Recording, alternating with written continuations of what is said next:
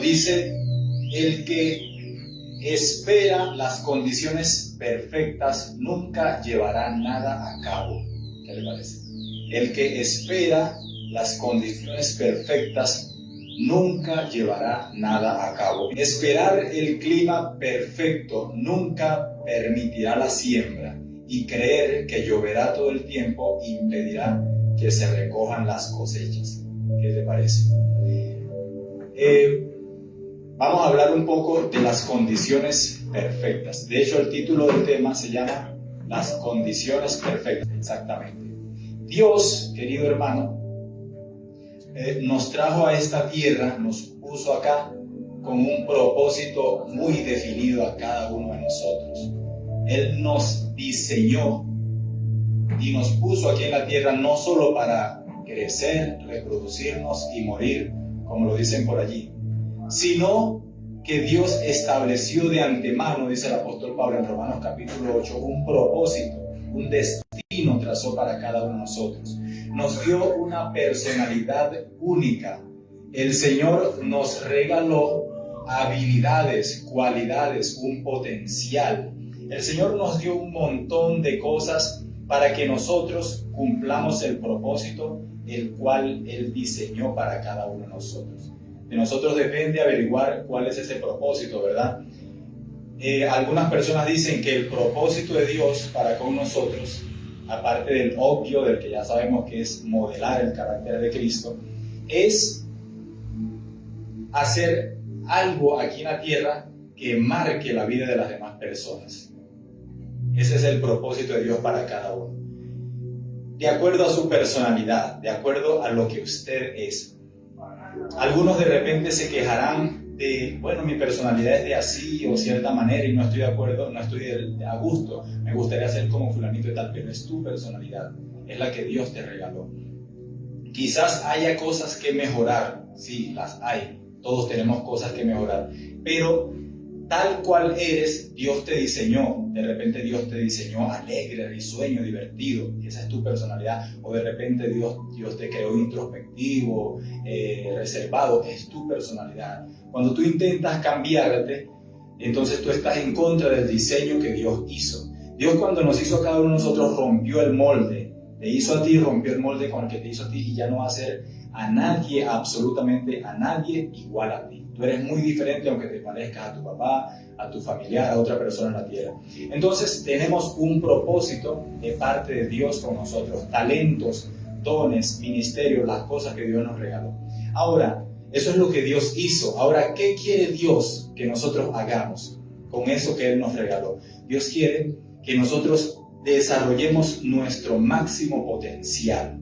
Dígale que está a su lado, nuestro máximo potencial. ¿Por qué?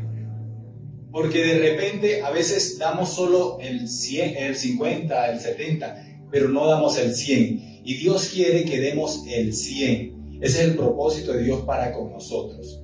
Dios quiere que nosotros destaquemos en donde nosotros nos desenvolvamos.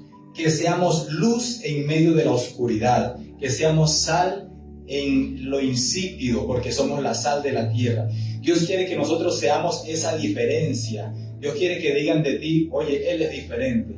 Que cuando tú vas al trabajo, a la universidad, a la calle, a los negocios, en donde quiera que tú estés, tiene que haber una diferencia. Eso es lo que Dios quiere, que tú destaques, porque Él te ha dado dones, te ha dado talentos, te ha dado muchos regalos, muchas armas, para que tú te desenvuelvas en el mundo. Dios no quiere que tú te vayas a la tumba sin haber descubierto el potencial que tú tenías. Dios no quiere que tú te vayas a la tumba sin haber descubierto qué es lo que tú pudiste hacer con ese don y ese talento que Él te regaló. Porque de repente, hermanos, vemos nosotros que en la tumba se cuentan por millares y por millones, me atrevería a decir, de sueños, de talentos, de dones preciosos, hermosos, que se desperdiciaron y que no se pusieron al servicio del Señor, y que se fueron a la tumba y no beneficiaron a nadie, no beneficiaron a la iglesia, no beneficiaron a la familia, no beneficiaron absolutamente a nadie. El Señor quiere, hermanos, que nosotros con los dones, con los talentos que Él nos regaló, nosotros beneficiemos a su pueblo, beneficiemos a las personas que están a nuestro alrededor. Él quiere que tú agregues valor, no que tú restes en la ecuación, en donde tú te metas, las personas digan, oye, a mí no me gusta cuando viene fulanito de tal para acá porque lo que llega es a causar problemas. En ese sentido, Dios no quiere eso. Dios quiere que donde tú llegues, más bien las personas, oye, ¿cuándo vas a venir a visitarme? Porque yo sé que cuando tú llegas aquí la cosa cambia, agregas valor, y no me refiero precisamente a lo material, sino en todo sentido. ¿Amén? ¿Por qué te hablo de esto? Porque los dones y talentos, voy a hablar específicamente de eso, que Dios nos ha regalado, muchísimas veces esperamos las condiciones perfectas para ejecutarlos, para llevarlos a la acción. De repente Dios te llamó con un talento, con un don, te dio un don de la predicación, un don de la música, don del canto, don de servir, y de repente no lo ejecutas porque estás esperando las condiciones perfectas, porque estás esperando que el tiempo sea favorable. Tú dices, bueno, yo quiero primero, ya cuando tenga solvencia económica, que yo no tenga que estar trabajando tan duro para suplir mis necesidades, entonces ahí sí me voy a dedicar al ministerio. Yo por el momento estoy muy ocupado. De repente el miedo te está paralizando y dices, bueno, no, cuando yo no tenga miedo de pasar al púlpito, y cuando yo no tenga miedo de estar ahí tocando el instrumento, allá en la batería, haciendo cualquier cosa, cuando ya ese miedo no exista, yo voy a servirle al Señor. De repente no lo decimos de palabra, de repente solamente lo tenemos en la mente. Y estamos en un aletargamiento, en un adormecimiento, y vemos que se nos pasan los años y nosotros sentados en una banca, nosotros sentados en una silla, y vemos que otros crecen y nosotros nada. ¿Y qué pasa conmigo? Entonces, yo me he hecho muchísimas preguntas al respecto, y de hecho, bueno, es algo que el Espíritu Santo te va guiando, porque el Espíritu Santo es el que nos guía, para preguntarnos, bueno, Señor, ¿qué es lo que tú quieres de mí? ¿Cómo te sirvo yo a ti? ¿Cómo ejecuto yo lo que tú me has regalado? ¿Cómo yo no estoy en una silla haciendo bulto, haciendo solamente peso, calentando butaca, como decíamos en la escuela? ¿Cómo yo sirvo a la iglesia, a la familia, a la sociedad, a las personas que están a mi alrededor? ¿Cómo yo agrego un poco de valor? Y entonces, allí está esta palabra. El que espera las condiciones perfectas nunca llevará nada a cabo. Vamos a hablar un poco del perfeccionismo. ¿Qué es el perfeccionismo? Es eso, esa vocecita en tu cabeza que te dice que todo tiene que quedar bien para que se pueda presentar. Tengo que cantar muy bonito para poder presentarme acá. Tengo que tocar muy bonito para poder presentarme acá. Tengo que hablar muy bonito para poder hablar aquí. Tengo que hacer las cosas perfectas para poder hacerlas. Si no, entonces no. En cierta forma, el perfeccionismo es muy bueno, porque las personas perfeccionistas logran escalar en posiciones, ¿no? Pero te voy a decir algo. Cuando el perfeccionismo se convierte en un paralizante, se convierte en algo malo. Cuando el perfeccionismo, el querer hacer las cosas bien, te detiene y no te deja servirle al Señor, entonces ese perfeccionismo se volvió mal, se volvió pernicioso, destructivo, porque te está paralizando, te está estancando, no te está dejando crecer, y en el Señor lo que no crece, decrece. En el Señor lo que no se mueve se estanca. Usted pasa por una laguna donde las aguas no corren, no son aguas corrientes, y usted se sumerge en la profundidad y saca el lodo, y ese lodo hiede. Pero usted pasa por un río donde las aguas son corrientes y se sumerge y saca es arena, no saca lodo, y saca arena, y eso no tiene mal olor, porque son aguas corrientes, porque lo que se mueve es lo que tiene vida. Lo que crece es lo natural. La naturaleza te dice que todo debe crecer, y lo que no está creciendo entonces está muriendo. Entonces hay como una paradoja, una anécdota del asno de Buridán. Ese era un asno, yo se la conté en estos días a alguien, y esto es muy importante porque nos ayuda a pensar un poco en lo que es el esperar las condiciones perfectas. Dice que había un asno que tenía mucha hambre y su amo consiguió un costal de avena y un costal de trigo. Y uno se lo puso a la derecha y el otro se lo puso a la izquierda. Y el asno, cuando iba a comerse la avena, miraba al trigo y se iba para el trigo. Pero cuando estaba por llegar al trigo, se acordaba de que la avena también es sabrosa y se iba a la avena. Y no comía ni la avena ni el trigo. Y así murió de inanición, murió de hambre. ¿Cuántas veces no nos ha pasado que por pensar en una u otra cosa, bueno, Señor, ¿será acá o será allá? No, morimos como el asno de Buridán. Entonces, no debemos esperar las condiciones perfectas.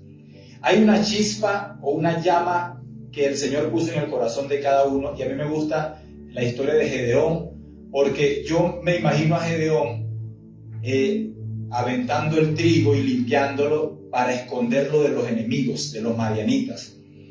Y entonces se le aparece el ángel del Señor, le dice, varón esforzado y valiente. Y yo digo, pero Gedeón no parece varón esforzado y valiente, porque está con ganas de esconderse. ¿Y una persona que se esconde es valiente? Pregunto yo. No parece valiente. Pero como el Señor llama las cosas que no son como si fueran, entonces el Espíritu del Señor le habló al corazón de Gedeón, a la valentía que había en el corazón de Gedeón. Y le dijo, varón esforzado y valiente, ve contra tus enemigos porque yo te voy a dar la victoria. Y Gedeón no tenía ni ejército, ni era cabeza de familia, porque era el menor de una tribu, y era un hombre prácticamente cobarde. Sin embargo, el Señor lo mandó con esos pocos elementos que él tenía. Y Gedeón fue, y el Señor nos entrega una lección en la victoria de Gedeón contra los enemigos, y porque Gedeón había llevado muchísimos hombres. Después consiguió un montón de hombres y se fue a la guerra. Y el Señor le dijo, no, ve, entresacando esos hombres, le puso una serie de pasos, de pruebas, y entresacó entre esos hombres y se fue solamente con 300. Y con esos hombres Dios le dio la victoria. ¿Qué significa esto? Significa, hermanos, que con los pocos recursos que el Señor te ha entregado, con esos Él te va a dar la victoria. Con esos pocos recursos que tú tienes, con esas pocas armas, con esas pocas habilidades, el Señor te va a entregar la victoria, porque a veces estamos esperando grandes habilidades. Estamos esperando, bueno, yo quiero que el Señor me utilice como utiliza al apóstol, como utiliza al otro hermano, que me dé esa profecía, esa ciencia, y cuando el Señor ya me utiliza así, entonces ahí sí voy. No, el Señor te dice, no es las armas, no son las armas, no son los carruajes, no es la fuerza, no son los caballos, es con el Santo Espíritu de Dios que Él nos entrega la victoria. Entonces, querido hermano, el miedo, las dudas, todas aquellas cosas que se te pasan por la cabeza para no ejecutar el plan que Dios tiene contigo, tienes que hacerlo a un lado.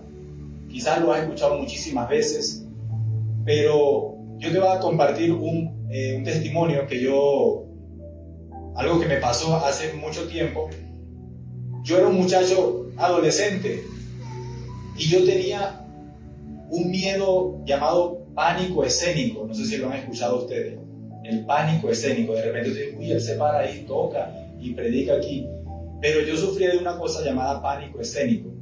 Yo me paraba en el púlpito y yo me quedaba en blanco. Y se me olvidaba todo lo que tenía que decir. Y veía a la gente y los veía como monstruos que me querían comer. Tenía como 16, 17 años. Y Dios me entregó dones y talentos desde la juventud. Pero hubo un tiempo en el que por el miedo empecé a decir no. Me invitaban a tocar una campaña, una actividad, decía no. Me invitaban a cantar, decía no. Me invitaban a predicar, decía no. Y quizás la gente pensaba que lo hacía por rebeldía, porque a veces creemos que es por rebeldía, pero era por miedo. Empiezo a indagar en ese miedo y me doy cuenta de que es el perfeccionismo que me estaba matando, porque yo quería estar bien preparado para poder salir al mundo. Entonces el Señor me enseñó algo, me enseñó dos cosas. Número uno, la humildad. Tú tienes que ser humilde y reconocer tus La humildad no es tú andar con los pantalones rotos, bueno, ahorita los utilizan rotos de moda, ¿no? Pero humildad no es andar en chanclas y por ahí arrastrándose. No, humildad es reconocer tu estado, tanto tu fortaleza como tus debilidades. Eso es la humildad. Cuando tú reconoces cuáles son tus fortalezas, pero también reconoces cuáles son tus debilidades, tú estás siendo humilde. Entonces, el Señor me enseñó que tenía que reconocer que no me la sabía toda, que tenía que reconocer que me faltaba muchísimo por aprender, pero que aún así tenía que bogar mar adentro, como le dijo Cristo a Pedro, para poder pescar. Otra cosa que me enseñó fue, lo aprendí a través de unos siervos de Dios, hasta el momento no recuerdo de quién, pero sé y recuerdo claramente las palabras. El miedo se vence. Cuando la persona estaba diciendo eso, yo dije, me interesa, voy a escuchar cómo se vence el miedo, porque yo quería vencer el miedo. Y dijo, el miedo se vence enfrentándolo. Y yo, uy, ¿cómo se vence el miedo? Enfrentándolo. Quiere decir que tienes que hacer eso a lo que le tienes miedo. Es algo raro porque tú dirías, no, es decir, si yo tengo miedo de pararme en el púlpito, si yo tengo miedo de hablarle a las personas, entonces ¿cómo lo venzo? Bueno, tengo que ir a hacerlo. ¿Cómo? Sí. El miedo se vence haciendo eso a lo que le tienes miedo. Con el tiempo te familiarizas con eso y ya le pierdes el miedo. Y el miedo baja en su grado. Ya hoy no es que voy a decir que no sufro del miedo escénico, porque siempre hay unos nerviecitos que lo ayudan a uno a sentir que está vivo, pero lo veo de buena manera. Interactúo con ellos, estoy en paz con esos nervios ya y sé que es algo bueno. Digo, bueno, al menos sé que estoy vivo, que no estoy muerto, que me van a poner a hablar delante de la gente y me voy a pasar como un zombie, ya no. Me da mis nervios, miedo, pero ya no me inhibo como en esa ocasión. Entonces, se trata de eso. No esperar las condiciones perfectas para nosotros servirle al Señor. No espere las condiciones perfectas. De repente, bueno, no he aceptado al Señor porque yo quiero, hermano, y hay gente que me ha dicho esto a mí, yo me quedo sorprendido. Yo quiero primero dejar la vulgaridad para poder entregarme. Dijo, no. Te entregas y luego el Señor te quita la vulgaridad. Las malas palabras, pues. Hoy, hermano, yo quiero servirle al Señor, es verdad, pero yo quiero entregarme, pero primero tengo que dejar la rumba. Yo no, primero te entregas y después el Señor te va quitando la rumba poco a poco. Hermano, hay gente que está en la iglesia, que está nuevo creyente y todavía se van y se hacen sus cositas, pero el Señor los va limpiando poco a poco. Y llega el momento, porque yo sé que todos los que estamos aquí tenemos ese testimonio, de que cuando tú llegaste al Señor aún tenías cosas del mundo. Si tenemos todavía, cuando tenemos tiempo. Ahora, cuando estás bien empapado del mundo, estás recién llegado, aún tienes cosas del mundo. Pero ¿sabe qué es lo que nos diferencia a nosotros de aquellos que no tienen al Espíritu Santo? Te voy a decir algo. La oveja y el cerdo, es una comparación un poquito fuerte, pero el cerdo es un animal que se goza en el lodo, en el fango. Él se divierte en el fango. No sé si usted ha visto los chanchos, los puercos, como ellos se divierten en el fango. En el lodo se bañan, se echan para atrás, retosan ahí, son felices en el lodo. Y tú los bañas y ellos vuelven al lodo. Pero una oveja, a la oveja no le gusta el lodo. La oveja, tú, no sé si tú lo has visto, tú les metes las patitas en el lodo y ellas empiezan a hacer así, a quitarse ese lodo, no les gusta, les fastidia. Y si se llegan a caer por accidente en un charco, ellas se molestan con eso y empiezan a quitarse eso, uno la baña y ya no vuelven al lodo. Así somos los cristianos, como la oveja. Abogado tenemos para con el Padre, a Jesucristo el justo. No es que nosotros estamos aquí porque hay gente que dice, lo que a mí no me gusta de los evangélicos, de los cristianos, de los que creen en Dios, es que ellos se creen más santos que uno. No es que nos creamos más santos que las personas, es que no nos gozamos en el pecado. En cambio, el puerco se goza en el lodo. El puerco se divierte y la conciencia no le habla, ni el Espíritu Santo le habla, pero nosotros, cuando hacemos algo malo, el Espíritu Santo está ahí, dándonos. Y si hiciste algo malo, arrepiéntete, pide perdón, no debe ser así, cambia esa conducta. ¿Es o no es? Entonces, eso es lo que nos diferencia a nosotros del mundo. Entonces tenemos que ver esa obra del Espíritu Santo como la manera en que Dios quiere que le sirvamos a Él, y no poner como pretexto el mundo y decir, bueno, como estaba hablando hace un momento, hermano, yo quiero convertirme, pero primero tengo que dejar lo malo, los vicios. No, en el Señor llegas y ya el Señor te va quitando lo malo. Si no llegas, no vas a poner a prueba al Señor para que el Señor te quite lo malo. Ahora, te voy a decir otra cosa. Cuando ya le estás sirviendo al Señor, pero de repente no quieres compromiso con Dios, de repente no quieres estar comprometido con Dios, no quieres servir, eres cristiano, estás viviendo, pero no quieres entrar allí, no quieres bogar mar adentro. ¿Qué tiene el Señor para decirte a ti? Porque de repente decimos, bueno, yo quiero primero, como les decía hace un momento, estar solvente económicamente para luego servirle al Señor. La verdad es que te voy a decir esto, si no le sirves al Señor ahorita, que no tienes solvencia, cuando tengas solvencia tampoco le vas a servir. Se le sirve al Señor en escasez y en holgura. Como dice el Señor, en lo poco me fuiste fiel, en lo mucho te pondré.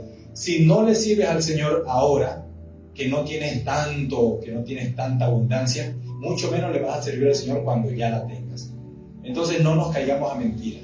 Tenemos que servirle al Señor, tenemos que tomar esa firme decisión. Y el profeta Elías le dice al pueblo de Israel, ¿hasta cuándo claudicaréis en dos pensamientos? Si Jehová es Dios, seguidle, y si Baal, seguidle también. Pero eso de estar cavilando aquí y allá, porque ¿qué pasa con la cavilación? La cavilación no nos deja crecer. La palabra cavilar significa cojear, y usted sabe cómo es un cojo, no le rinde el caminar. El Señor quiere, hermanos, como le decía en el principio, que nosotros cumplamos el propósito para el cual Él nos llamó, que no tengamos miedo. A veces tenemos dudas, es verdad, pero dicen que la duda es un traicionero porque nos hace perder el bien que podríamos conseguir por temor al intento. A veces tememos intentarlo, pero no tengas temor, tienes que seguir intentando, porque dicen por ahí que la práctica hace al maestro. Intentas y lo intentas y fallas y lo intentas y cada vez fallas con más estilo, pero vas aprendiendo, como dice el hombre del meme, caigo, me levanto. Caigo, me levanto, porque la Biblia te da esa promesa, que 7 veces cae el justo y 7 veces se levanta. Entonces, la cuestión es intentarlo. Disipar las dudas, decirle a la duda, uno tiene que interactuar con la duda hasta cierto punto, pero ya luego eliminarla. Cuando el apóstol me dijo a mí, Naudi, no me dijo Naudi, me dijo, Siervito, puedes llevar la palabra el domingo. Me corrió cierto nervio, porque yo tenía mucho tiempo que no predicaba un domingo. Yo siempre he predicado, pero por las noches, así. Pero no un domingo, los domingos vienen más personas. Y me corrió como el nerviosito y dije, será. Bueno, ya no lo vi como miedo, sino como que ya le pedí una palabra al Señor para hablarle al pueblo del Señor. ¿Qué palabra le doy?